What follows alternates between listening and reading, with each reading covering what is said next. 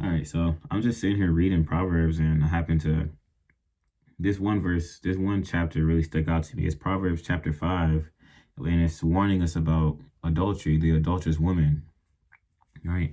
And it goes, "My son, pay attention to my wisdom, listen well to my words of insight, that you may maintain discretion, and your lips may preserve knowledge. For the lips of an adulteress drip honey, and her speech is smoother than oil. But in the end, she is bitter as gall, sharp as a double-edged sword. Her feet go down to death, her steps lead straight to the grave.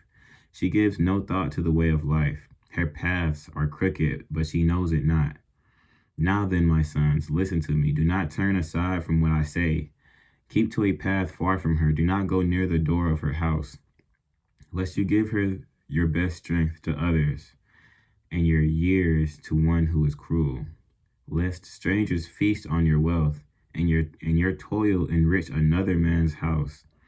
At the end of your life you will groan. When your flesh and body are spent, you will say, how I hated discipline, how my heart has spurned correction. I would not obey my teachers or listen to my instructors. I have come to the brink of utter ruin, in the midst of the whole assembly." It goes on to say, "Drink water from your own cistern, running water from your own well. Should your springs overflow in the streets, your streams of water in the public squares? Let them be yours alone, never to be shared with strangers. May your fountain be blessed, and may you rejoice in the wife of your youth.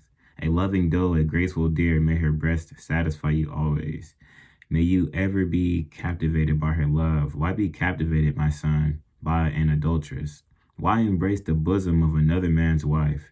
For a man's ways are in full view of the Lord, and he examines all his paths. The evil deeds of a wicked man ensnare him. The cords of his own sin hold him fast. He will die for his lack of discipline, led astray by his own great folly." This was a really good verse in the Bible. And so when I read it like, this is like my third time reading it. I had to read it again, and I had to like share it with you guys. But yeah, that's pretty much it. The Bible, it's basically like the Bible warning us about like sleeping with, like dealing with adulterous women. So men, be careful out there, man.